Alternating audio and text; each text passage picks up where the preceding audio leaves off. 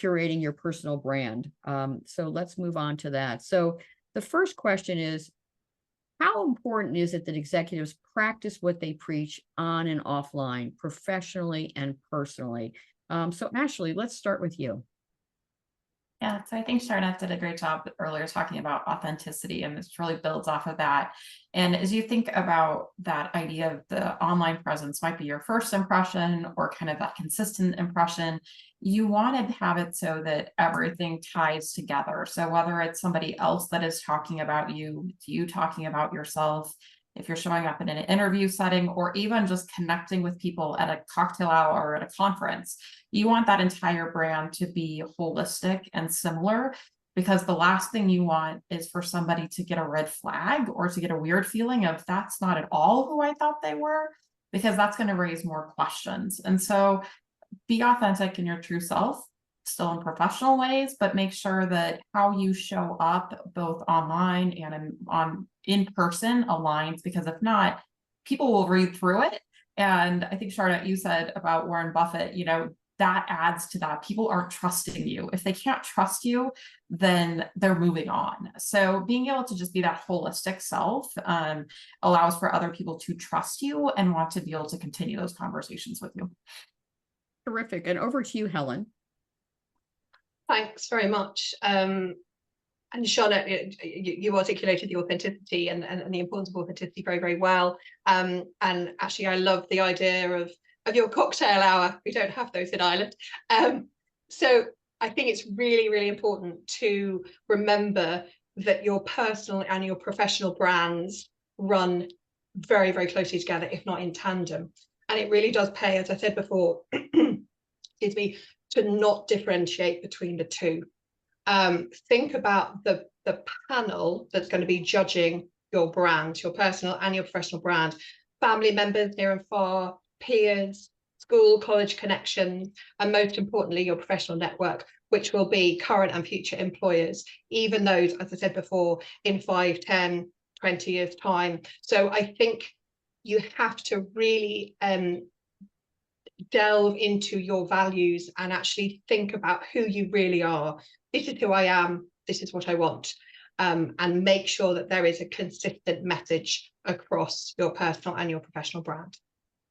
So that's probably all of this is a great lead into my next question. So I'm going to ask each of the panelists to just give one thing.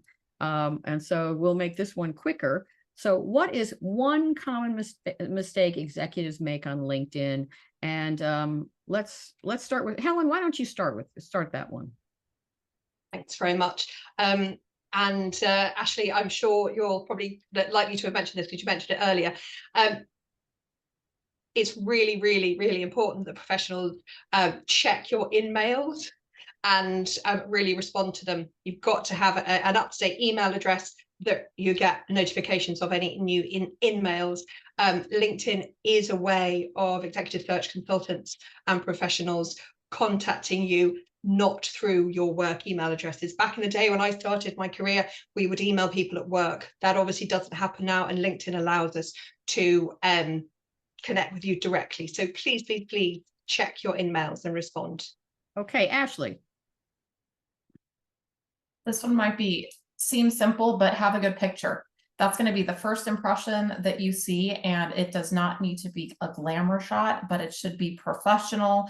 It should be neutral as far as colors go, but something that makes it so that it is welcoming and articulates that brand. The best way to get bad attention is to have a picture that looks like you just took it and threw it up there, because it doesn't show that you have that professional image. So sounds simple, but if you don't have a professional picture, that can be the first thing for people to pass you by. And actually, one of the questions was actually about this whole question about what should the photo look like. I have to say, I got a reach out from someone who was using, it was a guy, and he was using a photo wearing a tuxedo, and I'm like, that's just weird.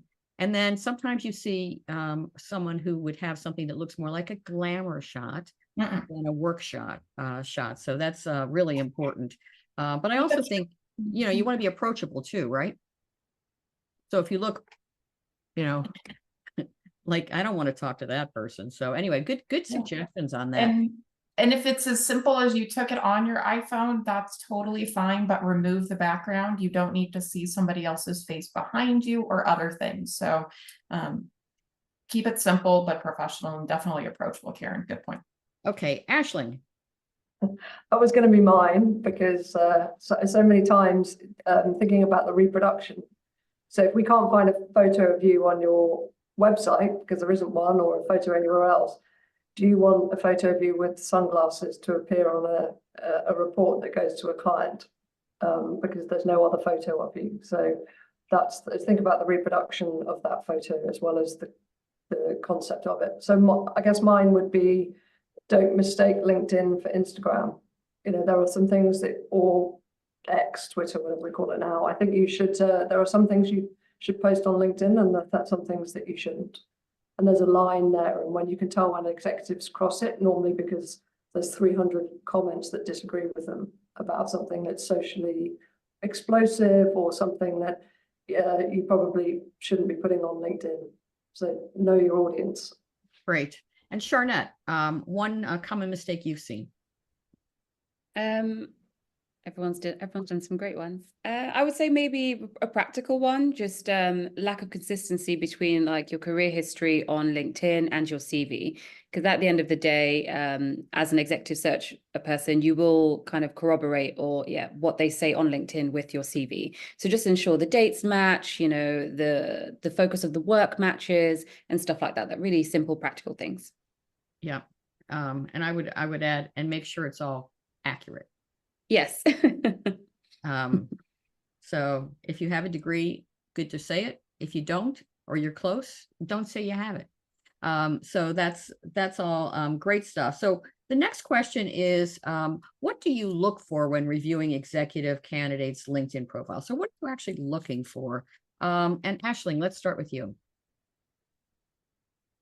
Well, I guess we're all looking for the relevancy, right? So as much information about the experience as opposed to just the job title and the dates. You know, a bit more context for what that job entailed or what that experience set did, some achievements. So there's a little bit more to go on. If we don't know the candidate, that's quite helpful. And again, cross-referencing with the CV, that might be additive information as opposed to being repetitive, and it might be something that you can put more in a summary on LinkedIn. I will look, and it was interesting that the poll was #1 for strategic introductions. I will look for people that I know who know that person. So my connections who are connected to that person, then I have a point of reference in terms of knowing who they know and what their network is also validation that you're in the right ballpark. If you're looking for someone who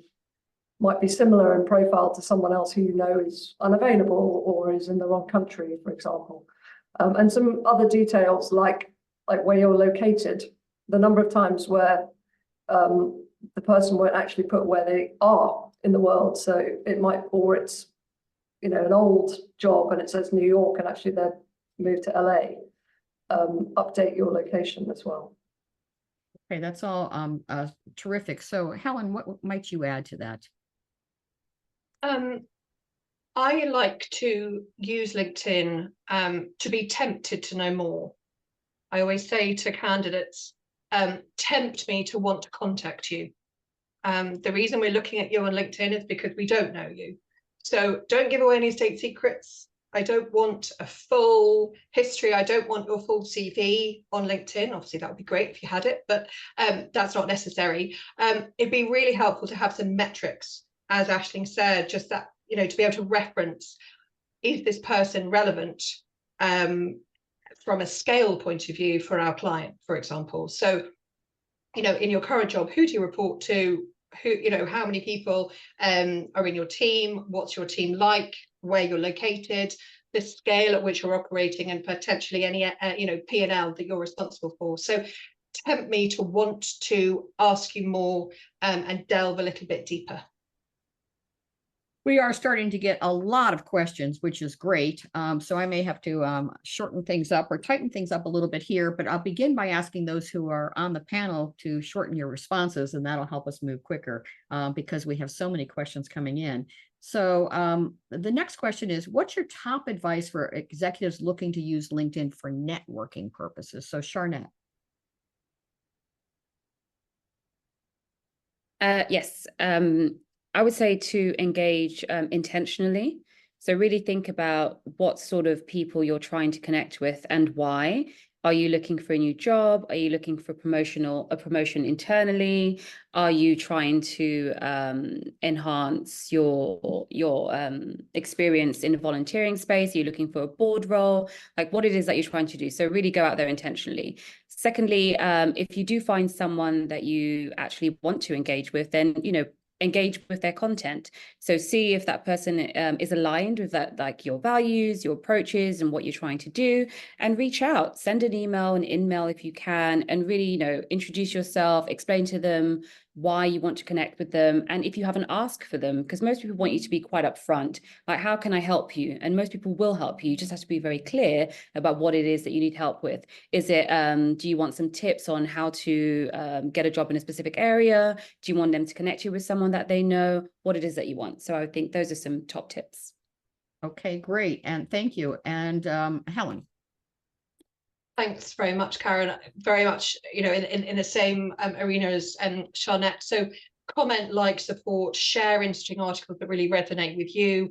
If there is anybody particular that you would like to connect with, are there particular organizations that you would particularly like to work with? Who would be your boss? Who would you report into? Could you connect with them? Could you give supportive comments on anything that they are posting on as well? Yeah, and I should say that liking something isn't really a connection. And so thinking about going beyond a like, a thoughtful comment on content, for example. But just like clicking like, if someone has 100 people liking something, they're not going to review that entire list and make But you sure. also have to remember, Karen, sorry, if somebody likes something, they might appear on somebody's homepage. And if you appear on somebody's homepage, that is huge visibility, and that's what you're aiming for, because that person might think, gosh, Helen liked that. I wonder what she's doing. I'm working on whatever it is.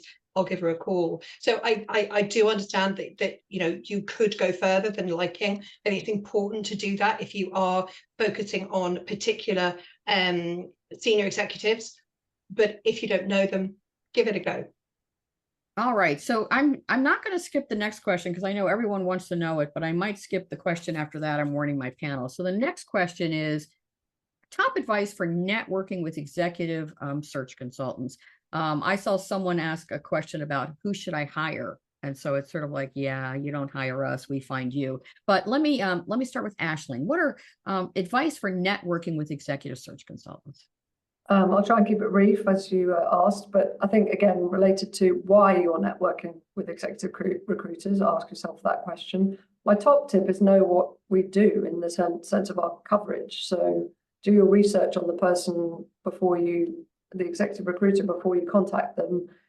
If you're in the manufacturing space, don't call me. You need to call my colleague who runs that practice, so because if it doesn't land with me and I can't help, then I'll probably just pass it by, as opposed to being able to be helpful to you. So yeah, know what we do. Okay, great. And so Ashley.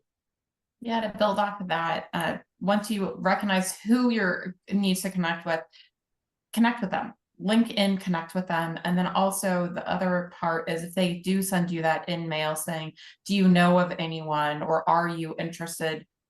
Send recommendations. That sounds very easy, but that keeps a connection and you become more familiar. So be a source for individuals.